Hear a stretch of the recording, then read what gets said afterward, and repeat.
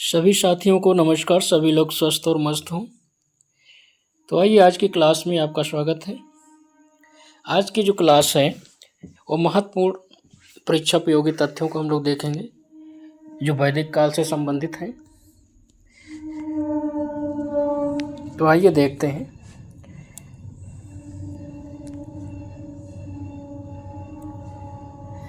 ऋग्वेद के तृतीय मंडल में गायत्री मंत्र मिलता है। तो ऋग्वेद के तृतीय मंडल में गायत्री मंत्र मिलता है। अगला देखिए, प्रसिद्ध सूक्ति तत्त्वमसि वह तू ही है।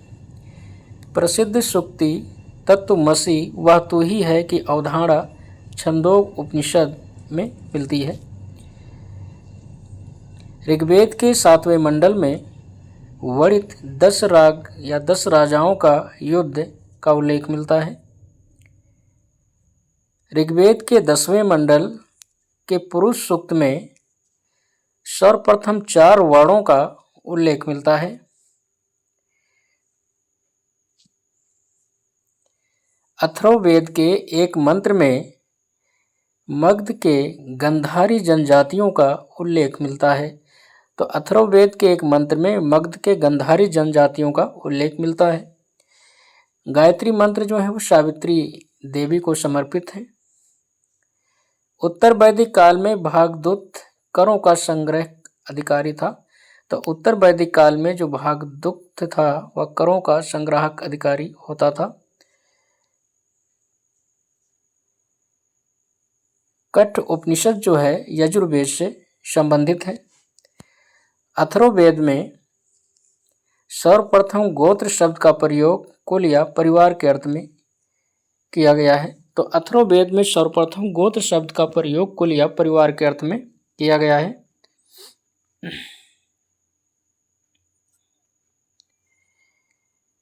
सर्वप्रथम गोत्र शब्द का प्रयोग ऋग्वेद में किया गया है। ऋग्वेद के स्वांद सूक्त में भारतीय नाटक के आरंभिक सूत्र पाए जाते हैं। तो ऋग्वेद के संवाद सूक्त में जो है भारतीय नाटक के आरंभिक सूत्र पाए जाते हैं। तो ऋग्वेद के संवाद सूक्त में जो है भारतीय नाटक के आरंभिक सूत्र पाए जाते हैं। छंद शास्त्र पर स्वतंत्र ग्रंथ पिंगल मुनि द्वारा रचित पिंगल सूत्र या फिट सूत्र है। 10 प्रपाठकों में निदान सूत्र का जो संबंध है वो अथर्ववेद से है। ये सारे जो है प्रश्न जो है विभिन्न परीक्षाओं में आए हुए हैं और परीक्षा का उल्लेख इसमें किया गया है, किस परीक्षा में कौन सा प्रश्न पूछा गया है। आगे देखिए, ऋग्वेद के 2 प्रसिद्ध देवता मित्र एवं उरण को स्तंभों वाले भवनों में निवास करते हुए दर्शाया गया है। शतपथ ब्राह्मण में कहा गया है कि ब्राह्मण राजा पर आश्रित है एवं उसके पार्श्व के नीचे की ओर पीठासीन है, परंतु वह राजा से श्रेष्ठ है। तो शतपथ ब्राह्मण में कहा गया है कि ब्राह्मण जो है राजा पर आश्रित है एवं उसके पार्श्व में नीचे की ओर पीठासीन है, परंतु वह राजा से श्रेष्ठ है। आगे देखिए, मिटानी संस्कृति। तो मिटानी संस्कृति का एक अभिलेख भोगजकोई नामक स्थान से पाया गया है, जिसमें इंद्र, वरुण, मित्र, नासत्य देवताओं का उल्लेख मिलता है। तो मिटानी संस्कृति का एक अभिलेख जो है भोगजकोई नामक स्थान से पाया गया है, जिसमें इंद्र, वरुण, मित्र और नासत देवताओं का उल्लेख मिलता है। ऋग्वेद का जो पहला मंत्र है वो अग्नि को समर्पित है। तो ऋग्वेद का जो पहला मंत्र है वो अग्नि को समर्पित है। आगे देखिए, शतपथ ब्राह्मण में प्रजापति की कल्पना मत्स्य, कच्छप, वराह के रूप में की गई है। तो शतपथ ब्राह्मण में प्रजापति की कल्पना जो है मत्स्य, कच्छप एवं वराह के रूप में की गई है। आगे देखिए, वैदिक सप्त ऋत का आशय नैतिक नियम से है। तो वैदिक सप्त ऋत का जो आशय है वो नैतिक नियम से है। आगे देखिए, प्रवर्ती हड़प्पाकालीन वस्तुओं के साथ चित्रित धूसर मृदभांड भगवानपुरा से मिला है। तो प्रवृत्ति हड़प्पाकालीन वस्तुओं के साथ चित्रित धूसर मृद भांड जो है भगवानपुरा से मिला है। आगे देखिए, उत्तर वैदिक कालीन लोगों की भौतिक संस्कृति की जानकारी जो है भौतिक संस्कृति की जानकारी चित्रित धूसर मृद भांडों से ज्ञात होती है। तो उत्तर वैदिक कालीन लोगों की जो भौतिक संस्कृति की जानकारी है वो चित्रित धूसर मृद भांडों से ज्ञात होती है। आगे देखिए, ब्रह्मा का आविर्भाव जो है एक परम सत्ता के रूप में उपनिषद काल में हुआ था। तो ब्रह्मा का आविर्भाव एक परम सत्ता के रूप में उपनिषद काल में हुआ था। ऋग्वेद के 9वें मंडल में एक व्यक्ति कहता है कि मैं कवि हूँ, मेरे पिता भिषज हैं और मेरी माता अन्न पीसती हैं। भिन्न भिन्न व्यवसायों से जीविकोपार्जन करते हुए भी हम जो है एक साथ रहते हैं। तो ये कथन जो है ऋग्वेद के 9वें मंडल में मिलता है। आगे देखिए, दशराग युद्ध का विजेता सुदास जो है वे भरत जन से संबंधित था। कैकेयी जनपद का एक दार्शनिक राजा अश्वपति था। तो कैकेयी जनपद का दार्शनिक राजा अश्वपति था। आगे देखिए, ऋक संहिता ऋग्वेद में जंगल की देवी अर्यानी का प्रथम उल्लेख मिलता है। तो ऋक संहिता ऋग्वेद में जंगल की देवी अर्यानी का जो है प्रथम उल्लेख मिलता है। ऋग्वेद में परियों का उल्लेख पशु चोरी के रूप में किया गया है। तो ऋग्वेद में परियों का उल्लेख जो है पशु चोरों के रूप में किया गया है। आगे देखिए, वैश्य का लक्षण दूसरे को बलि देने वाला, अनस्य बलिकृत और दूसरे के द्वारा भोज या उपभोग में आने वाला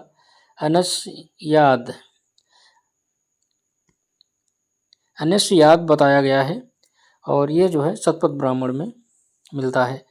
तो वैश्य का लक्षण दूसरे को बलि देने वाला, अनस्य बलिकृत और दूसरे के द्वारा भोज या उपभोग में आने वाला अनस्याद बताया गया है शतपथ ब्राह्मण में। ये IAS 1992 में पूछा गया प्रश्न है। आगे देखिए, ऋग्वेद के अनुवाद में सायण और वेंकट माधव जो है टीकाकार थे। तो ऋग्वेद के अनुवाद में सायण और वेंकट माधव टीकाकार जो है ये सहायक के रूप में थे। वेंकट माधव उनके टीकाकार जो है वो सहायक के रूप में थे।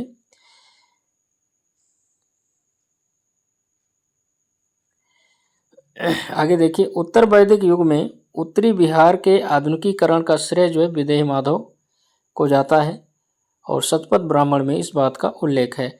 तो उत्तर वैदिक युग में उत्तरी बिहार के आधुनिकीकरण का श्रेय जो है विदेह माधव को जाता है और शतपथ ब्राह्मण में इसका उल्लेख है। आगे देखिए, कृष्ण यजुर्वेद से संबंधित कठोपनिषद। तो कृष्ण यजुर्वेद से संबंधित कठोपनिषद में यम और नचिकेता संवाद मिलता है। तो कृष्ण यजुर्वेद से संबंधित कठोपनिषद में यम और नचिकेता संवाद के माध्यम से जीवन मृत्यु संबंधी चर्चा की गई है। तो कृष्ण यजुर्वेद से संबंधित कठोपनिषद में यम और नचिकेता संवाद के माध्यम से जीवन मृत्यु संबंधी चर्चा की गई है। आगे देखिए, ऋग्वेद में प्रयुक्त सीता शब्द ज्योति हुई कोग के लिए प्रयोग किया गया है। तो ऋग्वेद में प्रयुक्त सीता शब्द जो है ज्योति हुई कोग के लिए प्रयोग किया गया है। आगे देखिए, ऋग्वेद को मानव जाति का प्रथम ग्रंथ माना जाता है। तो ऋग्वेद को जो है मानव जाति का प्रथम ग्रंथ माना जाता है। आगे देखिए, सौत्रामणि यज्ञ में पशु सुरा की आहुति दी जाती थी। तो सौत्रामणि यज्ञ में पशु और सुरा की आहुति दी जाती थी। सामवेद को संगीत की सबसे पहली पुस्तक माना जाता है। जो सामवेद है इसे संगीत की सबसे पहली पुस्तक माना जाता है। ऋग्वैदिक आर्यों ने सबसे पहले अनाजों में जौ का प्रयोग किया था। तो ऋग्वैदिक आर्यों ने सबसे पहले अनाजों में जौ का प्रयोग किया था। उत्तर वैदिक काल में गणतंत्र को समिति के नाम से जाना जाता था। तो उत्तर वैदिक काल में गणतंत्र को समिति के नाम से जाना जाता था। सबसे प्राचीन भारतीय भाषा की पुस्तक निरुक्त है। सबसे प्राचीन जो भारतीय भाषा की पुस्तक है वो क्या है? निरुक्त है। उत्तर वैदिक काल में गणतंत्र को समिति के नाम से जाना जाता था। आगे देखिए, भारत में चित्रकारिता पर पहली प्राचीन पुस्तक अलंगड़ियड़ सूत्र है। तो भारत में चित्रकारिता पर पहली प्राचीनतम या प्राचीन पुस्तक जो है अलंगड़ियड़ सूत्र है। अलंगड़ियड़ सूत्र है। आगे देखिए,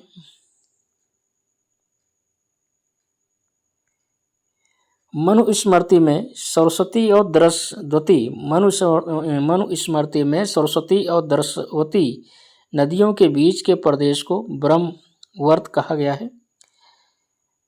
गंगा यमुना के बीच के प्रदेश को ब्रह्मऋषि देश कहा गया है।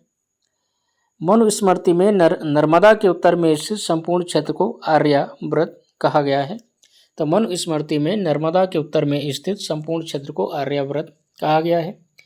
ऋग्वेद में 7 नदियों से घिरे हुए क्षेत्र को सप्तसंधो कहा गया है। तो ऋग्वेद में जो है 7 नदियों से घिरे हुए क्षेत्र को जो है सप्तसंधो कहा गया है। बृहदारण्यक जो है यजुर्वेद का एक उपनिषद है। आगे देखिए अगला प्रश्न, बृहदारण्यक उपनिषद में जो है याज्ञवल्क्य गार्गी का जो है प्रसिद्ध संवाद मिलता है। तो बृहदारण्यक उपनिषद में याज्ञवल्क्य और गार्गी का प्रसिद्ध संवाद मिलता है। मनुवैवस्य में प्रारंभिक आर्य राजवंशों ने अपना मूल ढूंढा था। तो मनुवैवस्य में जो है प्रारंभिक आर्य राजवंशों ने अपना मूल ढूंढा था। उत्तर वैदिक काल में आर्य सभ्यता का जो केंद्र था सरस्वती एवं गंगा के मध्य क्षेत्र, जिसे कि ब्रह्मऋषि देश कहा जाता था।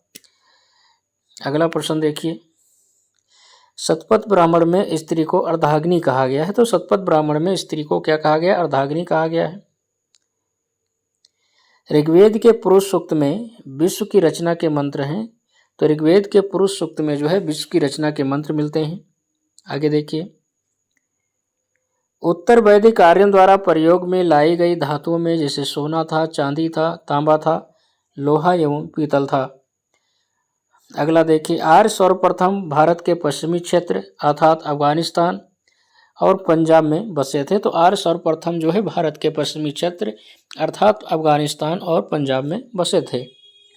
शतपथ ब्राह्मण जो है यजुर्वेद से संबंधित है। उपनिषद युग का राजा अश्वपति केकई राज का शासक था। आगे देखिए, शंकराचार्य ने केवल 10 उपनिषदों पर अपना भाष्य लिखा है। तो शंकराचार्य ने 10 उपनिषदों पर जो है अपना भाष्य लिखा है। जो उपनिषद इस प्रकार थे, केन, ईश, केन, कंठ, प्रसन, मुंडक, मांडुक, तैतरी, ऐतरी, छंदोग और बृहदारण्यक। तो इन पे जो है शंकराचार्य ने जो है अपना भाष्य लिखा था। आगे देखिए, अरुणी उद्दालक व सवेत केतु के मध्य संवाद जो है छंदोग उपनिषद में मिलता है। तो अरुणी उद्दालक व सवेत केतु के मध्य संवाद जो है छंदोग उपनिषद में मिलता है, और जिसमें ब्रह्मा एवं आत्मा के विषय में संवाद है। अगला देखिए, मुंडक उपनिषद में कहा गया है कि यज्ञ एक ऐसी नौका है जिस पर भरोसा नहीं किया जा सकता। तो मुंडक उपनिषद में कहा गया है कि यज्ञ एक ऐसी नौका है जिस पर भरोसा नहीं किया जा सकता। आगे देखिए, मुंडक उपनिषद में सत्यमेव जयते का सर्वप्रथम उल्लेख मिलता है। तो मुंडक उपनिषद में सत्यमेव जयते का सर्वप्रथम उल्लेख मिलता है। आगे देखिए, श्वेताश्वर उपनिषद में सर्वप्रथम भक्ति का उल्लेख मिलता है। तो श्वेताश्वर उपनिषद में सर्वप्रथम भक्ति का उल्लेख मिलता है। आगे देखिए, इंद्र महाभिषेक का विवरण ऐतरी ब्राह्मण में दिया गया है। तो इंद्र महाभिषेक का जो विवरण है ऐतरी ब्राह्मण में दिया गया है। आगे देखिए, इंद्र महाभिषेक अम्बष्ट के राजा का हुआ था। तो इंद्र महाभिषेक जो है अम्बष्ट के राजा का हुआ था। शुलगव यज्ञ जो है रुद्र के लिए किया जाता था। तो शुलगव यज्ञ जो है रुद्र के लिए किया जाता था। यूपीपीसीएस 2008 में पूछा गया प्रश्न है। ऋग्वेद में यदु का अधिकतर युगम जो है तुर्वस के साथ बना है। तो ऋग्वेद में यदु का अधिकतर युग्म जो है तुर्वस के साथ बना है। आगे देखिए, यज्ञ वेदियों के निर्माण का विवरण जो है 16 सूत्र में मिलता है। तो यज्ञ वेदियों के निर्माण का विवरण जो है 16 सूत्र में मिलता है। आगे देखिए, ऋग्वेद के 8वें मंडल में स्त्री कवित्रियों अपाला, अत्रेयी, लोपामुद्रा, घोषा द्वारा रचित ऋचाएँ हैं। तो ऋग्वेद के 8वें मंडल में स्त्री कवित्रियों जैसे अपाला, अत्रेयी, लोपामुद्रा, घोषा, इनके द्वारा रचित हुई ऋचाएँ जो है 8वें मंडल में मिलती हैं। ये यूपी PCS 2007 में पूछा गया प्रश्न है। आगे देखिए, विश्वारा को ब्रह्मवादिनी तथा मंत्र दृष्टा कहा गया है। तो विश्वारा को ब्रह्मवादिनी तथा मंत्री दृष्टा कहा गया है। अगला देखिए, भारोपी भाषा परिवार की प्राचीनतम भाषा क्या है? संस्कृत है। ऋग्वेद जो है, ऋग्वेद किस भाषा में है? तो ऋग्वेद संस्कृत भाषा में है। अगला देखिए, अंगराज, तो अंगराज का सर्वप्रथम उल्लेख जो है हमें अथर्ववेद में मिलता है।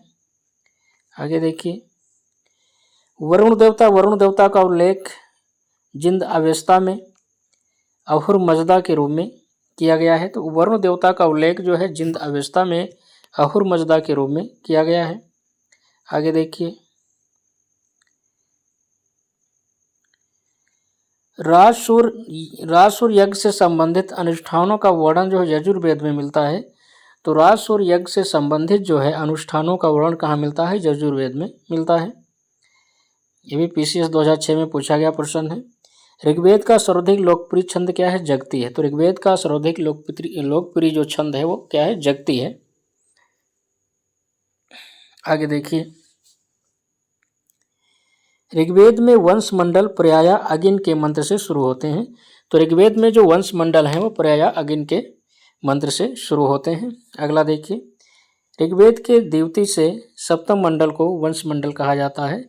तो ऋग्वेद में दूसरे से सप्तम मंडल को वंश मंडल कहा जाता है। आगे देखिए, यज्ञ कर्मकांड का निरीक्षण ब्रह्मा नामक पुरोहित करता था। तो यज्ञ कर्मकांड का निरीक्षण जो है ब्रह्मा नामक पुरोहित करता था। अगला देखिए, अयोध्या का सर्वप्रथम उल्लेख जो है ऋषभदेव की जन्मस्थली के रूप में ऋग्वेद में मिलता है। तो अयोध्या का सर्वप्रथम उल्लेख ऋषभदेव की जन्मस्थली के रूप में ऋग्वेद में मिलता है। आगे देखिए, शतपथ ब्राह्मण में बलि तथा भाग शब्दों का प्रयोग भूमि कर के लिए किया गया है। तो शतपथ ब्राह्मण में बलि तथा भाग शब्द का जो प्रयोग है भूमि कर के रूप में किया गया है। आगे देखिए, चंदौली जनपद में मल्हार पुरास्थल से लोहे की प्राचीनतम तिथि मिली है। तो चंदौली जनपद में मल्हार पुरास्थल से लोहे की प्राचीनतम जो है तिथि मिलती है। अथर्ववेद में वर्णित प्रथम कृषि वैज्ञानिक पृथुबैन था। तो अथर्ववेद में वर्णित प्रथम कृषि वैज्ञानिक कौन था? पृथुबैन था। आगे देखिए, शतपथ ब्राह्मण में नर्मदा के लिए रेवा नदी का उल्लेख मिलता है। तो शतपथ ब्राह्मण जो है इसमें नर्मदा के लिए रेवा नदी का उल्लेख मिलता है। आगे देखिए, मुंडक उपनिषद, तो मुंडक उपनिषद में यज्ञ की तुलना टूटी नाव से की गई है। तो मुंडक उपनिषद में यज्ञ की तुलना जो है टूटी नाव से की गई है। आगे देखिए, विष्णु का प्राचीनतम उल्लेख तो ऋग्वेद में मिलता है। विष्णु का प्राचीनतम उल्लेख ऋग्वेद में मिलता है। आगे देखिए, सौत्रामणि यज्ञ में पशु और सुरा की आहुति दी जाती थी। जो सौत्रामणि यज्ञ होती थी इसमें पशु और सुरा की आहुति दी जाती थी। आगे देखिए, यजुर्वेद एकमात्र ऐसा वेद है जो गद और पद दोनों में लिखा गया है। तो यजुर्वेद एकमात्र ऐसा वेद है जो ये गद और पद दोनों में लिखा गया है। आगे देखिए, द्रोण, तो द्रोण क्या थी? ये अनाज नापने की एक इकाई थी। तो द्रोण अनाज नापने की एक इकाई थी। अंग का सर्वप्रथम उल्लेख जो है अथर्ववेद में मिलता है। आगे देखिए, जनक और याज्ञवल्क्य कथानक जो है बृहदारण्यक उपनिषद में मिलती है। तो जनक और याज्ञवल्क्य कथानक जो है बृहदारण्यक उपनिषद में मिलता है। आगे देखिए, पुरुष मेघ यज्ञ में 25 यूपों के प्रयोग का विधान मिलता है। तो पुरुष मेघ यज्ञ में जो है 25 यूपों के निर्माण का या प्रयोग का विधान मिलता है। आगे देखिए, अग्निष्टोम यज्ञ। अग्निष्टोम यज्ञ को सोम यज्ञ या सोमयज्ञ कहा गया है। तो अग्निष्टोम यज्ञ को सोमयज्ञ भी कहा जाता है। आगे देखिए, राजा के निर्वाचन का सर्वप्रथम उल्लेख जो है ऋग्वेद में मिलता है। तो राजा के निर्वाचन का सर्वप्रथम उल्लेख ऋग्वेद में मिलता है। आगे देखिए, राजा के निर्वाचन से संबंधित सूक्त जो है, सूक्त या मंत्र अथर्ववेद में मिलते हैं। तो राजा के निर्वाचन से संबंधित सूक्त या मंत्र जो है अथर्ववेद में मिलते हैं। राजा के निर्वाचन का सर्वप्रथम उल्लेख ऋग्वेद में मिलता है और उसके मंत्र अथर्ववेद में मिलते हैं। आगे देखिए, राजा के अधिकारी रत्नी राजसूय यज्ञ से संबंधित थे। तो राजा के जो अधिकारी रत्नी थे वो राजसूय यज्ञ से संबंधित थे। आगे देखिए, अध्वर्यु जो है यज्ञ करने वाला पुरोहित होता था। आगे देखिए, वैदिक सभा और समिति को प्रजापति देवता की पुत्रियां कहा गया है। तो वैदिक सभा और समिति को प्रजापति देवता की 2 पुत्रियां कहा गया है। आगे देखिए, अद्वैत दर्शन का प्रतिपादन उपनिषदों में मिलता है। छंदोक उपनिषद का संबंध जो है सामवेद से था। अगला देखिए, नैतिक व्यवस्था रीत का निरीक्षण जो है वरुण देवता को माना जाता है। तो नैतिक व्यवस्था रीत का निरीक्षक जो है वरुण देवता को माना जाता है। अगला प्रश्न देखिए, ऋग्वेद के 9वें मंडल के सभी सूक्त जो है सोम देवता को समर्पित हैं। तो ऋग्वेद के 9वें मंडल के जितने भी सूक्त हैं सोम देवता को समर्पित हैं। अगला देखिए, परीक्षित का उल्लेख सर्वप्रथम अथर्ववेद में मिलता है। तो परीक्षित का उल्लेख जो है सर्वप्रथम कहाँ मिलता है? अथर्ववेद में मिलता है। परीक्षित को जो है मृत्यु लोक का देवता कहा गया है। आगे देखिए, मीमांसा। तो मीमांसा का मत है कि देवताओं का मंत्रों से अलग कोई अस्तित्व नहीं है। मीमांसा का मत क्या है? देवताओं का मंत्रों से अलग कोई अस्तित्व नहीं है, ये मीमांसा का मत है। अगला देखिए, वेद तरई किसे कहा गया है? सामवेद को, यजुर्वेद को और ऋग्वेद को वेद तरई कहा जाता है। अगला देखिए, ऋग्वेद का सर्वप्रमुख देवता कौन सा है? इंद्र है। आगे देखिए, सबसे पहले राज्याभिषेक की परंपरा जो है ऋग्वेद काल में शुरू हुई थी। तो सबसे पहले राज्याभिषेक की परंपरा कहाँ शुरू हुई थी? ऋग्वैदिक काल में शुरू हुई थी। आगे देखिए, ऋग्वैदिक काल में प्रजा द्वारा राजा को स्वेच्छा से दिया जाने वाला जो भुगतान था वो बलि के नाम से जाना जाता था। तो ऋग्वैदिक काल में प्रजा द्वारा राजा को स्वेच्छा से दिया जाने वाला भुगतान जो है बलि के नाम से जाना जाता था।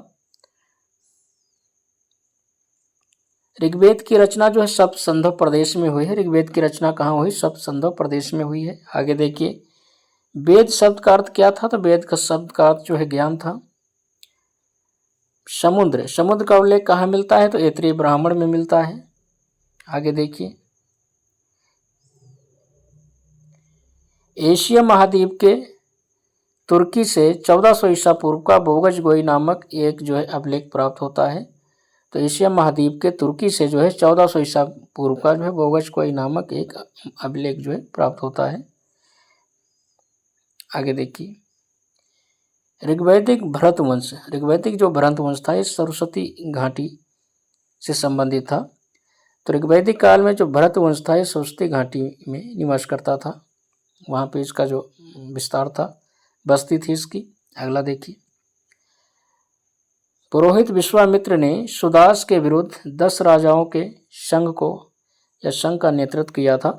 तो पुरोहित विश्वामित्र ने जो है सुदास के विरुद्ध 10 राजाओं के संघ का नेतृत्व किया था। आगे देखिए, शतपथ ब्राह्मण में जल पलावन की कथा का वर्णन मिलता है। तो शतपथ ब्राह्मण में जल पलावन की कथा का वर्णन मिलता है। आगे देखिए, उद्दालक अरुणी जो है कुरु पंचाल के प्रसिद्ध दार्शनिक थे।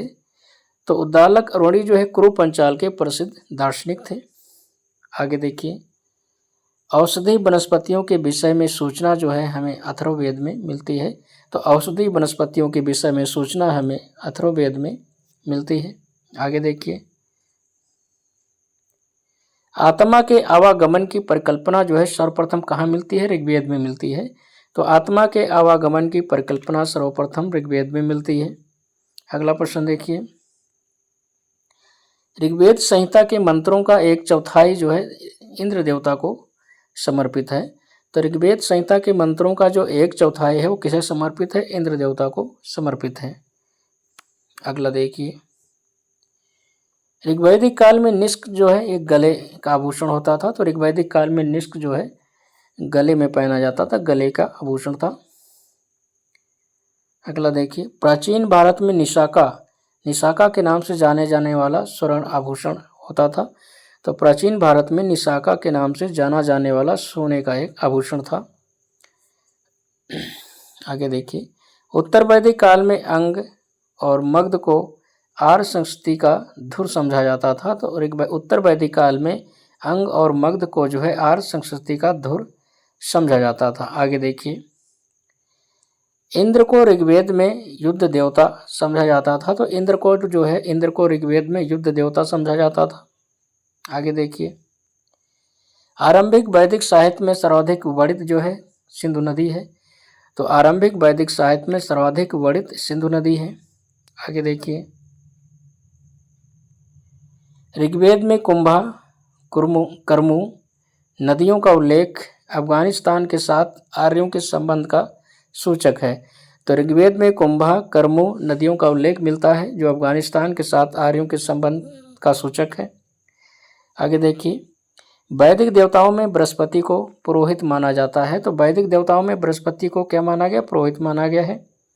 आगे देखिए, आयुर्वेद अर्थात जीवन का विज्ञान, आयुर्वेद अर्थात जीवन का विज्ञान का उल्लेख सर्वप्रथम अथर्ववेद में मिलता है। तो आयुर्वेद अर्थात जीवन का विज्ञान का उल्लेख सर्वप्रथम किसमें मिलता है? अथर्ववेद में मिलता है।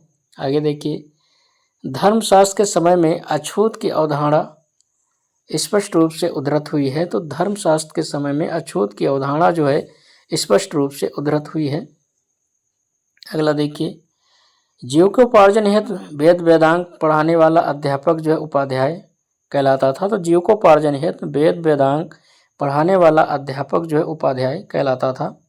आगे देखिए, सर्ग प्रतिसर्ग वंश मनवंतर और वंशानुचरित ये संकेतक जो है पुराणों के हैं।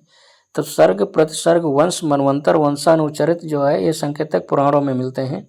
आगे देखिए, शतपथ ब्राह्मण में पुरुष मेघ का उल्लेख मिलता है। तो जो शतपथ ब्राह्मण है उसमें पुरुष मेघ यज्ञ का उल्लेख मिलता है। आगे देखिए, शतपथ ब्राह्मण में उल्लेखित ऋषि गौतम राहुगढ़ तथा राजा विदेह माधव से संबंधित है। तो शतपथ ब्राह्मण में उल्लेखित ऋषि गौतम राहुगढ़ राजा विदेह माधव से संबंधित है। आगे देखिए, हिंदू पौराणिक कथा के अनुसार समुद्र मंथन हेतु वासुकी सर्प ने रस्सी के रूप में स्वयं को प्रस्तुत किया है। तो हिंदू पौराणिक कथा के अनुसार समुद्र मंथन हेतु जो है वासुकी सर्प ने रस्सी के रूप में स्वयं को प्रस्तुत किया था। आगे देखिए, महाभारत मूलतः जो है जय संहिता के रूप में जाना जाता। तो महाभारत को मूलतः जय संहिता के नाम से जाना जाता है। अगला देखिए, श्रीमद् भगवद गीता मौलिक रूप से संस्कृत भाषा में लिखी गई है। अगला देखिए, वैदिक साहित्य में मोक्ष की चर्चा जो है उपनिषद में मिलती है। उपनिषद का जो मुख्य विषय है वो दर्शन है। ठीक है, तो ये महत्वपूर्ण प्रश्न है जो विभिन्न परीक्षाओं में पूछे गए हैं।